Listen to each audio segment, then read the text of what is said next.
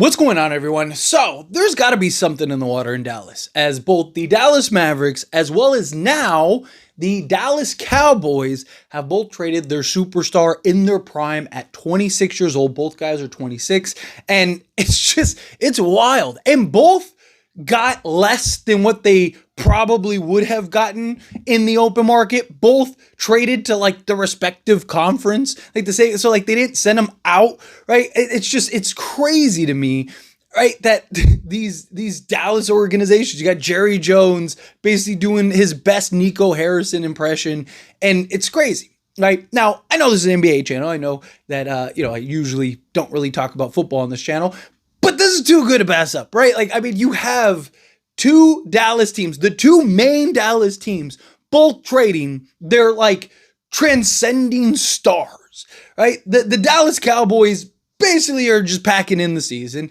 This feels like a very reactionary trade. They tried to give him a contract. He's holding out. Jerry Jones can't get out of his own way, right? And then just decides, hey, you know what? Fine, I'll trade you.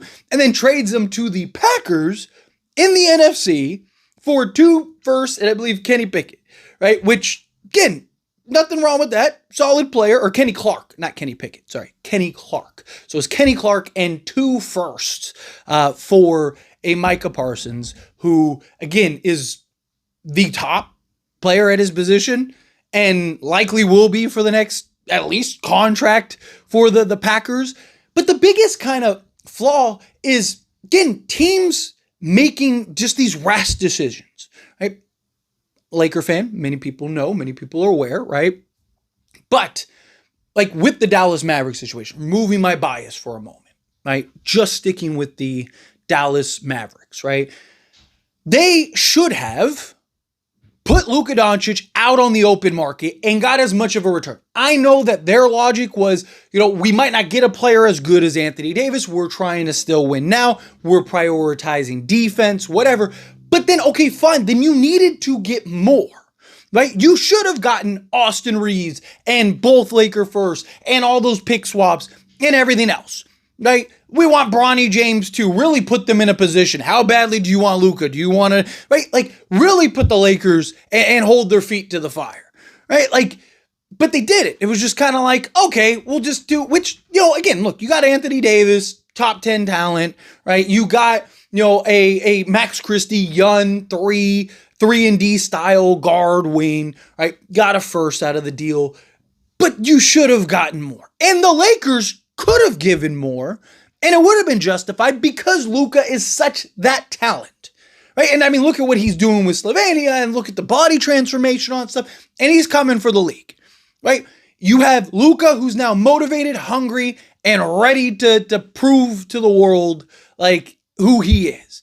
Now you go to the football side of things, right? Micah Parsons, very similar situation. Like if you were Dallas, one, you could have, you don't think that they could have gotten more from the Packers? Probably. And if not, why not put them out on the open market?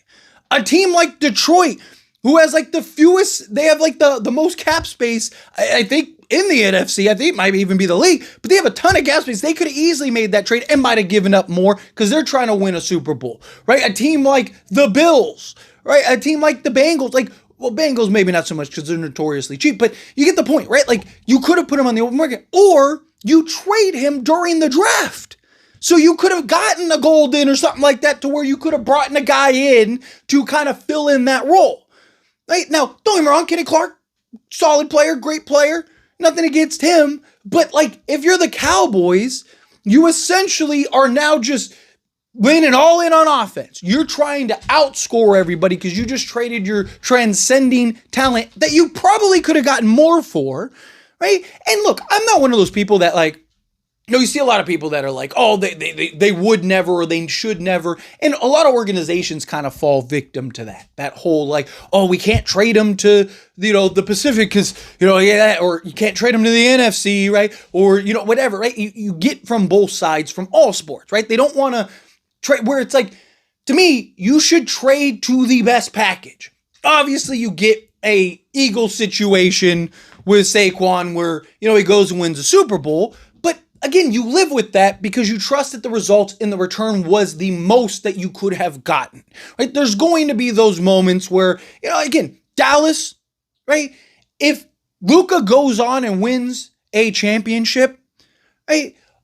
Do you, as Dallas, feel like, hey, at least we got the best package we could have gotten? No, you don't. Now, if you would have gotten Anthony Davis and both firsts and 4 pick swaps and Austin Reeves and Bronny James and whatever else, or you worked out a 3-team trade to where the Lakers were getting Dallas, or where the Lakers were getting Luka, but, Austin Reeves is going to a team that was sending first or whatever because they're like, hey, we don't need Austin Reeves, whatever the situation is, right? Or you trade him to a team, right, like the Spurs, but you get Stephon Castle and you get like all these young guys, like, or you trade him at the draft, right, to where you get Stephon Castle, Dylan Harper, right, like whatever, where you get the return to where, yes, you traded him to the rival, or you traded him to the same conference, or you traded him in the same division, or whatever, but it was the best return.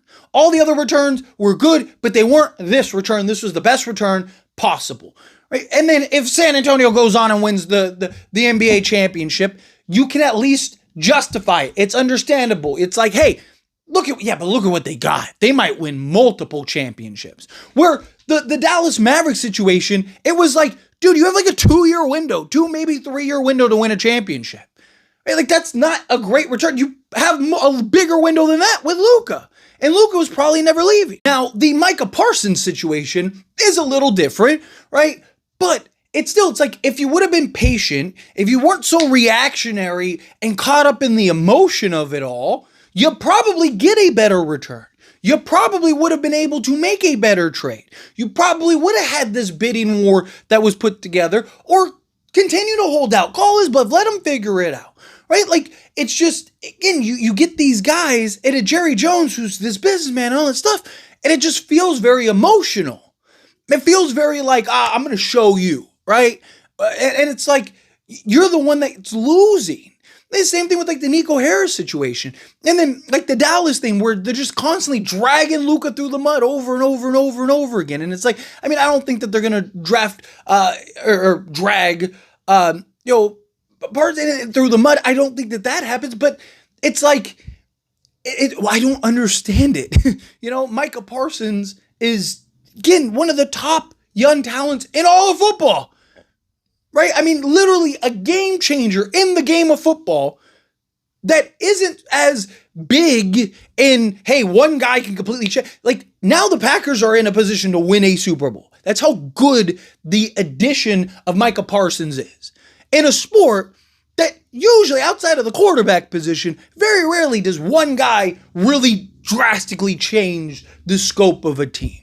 But in the case of the Green Bay Packers, which I think is kind of ironic that I moved to Wisconsin, and now the Packers I'm going to have to check out a Packers game this year. But the point is, it's really strange, right? Like, I don't know. I don't get it. I think, like I mentioned, I think there's something in the water in Dallas that's just causing these owners and these GMs to just lose it.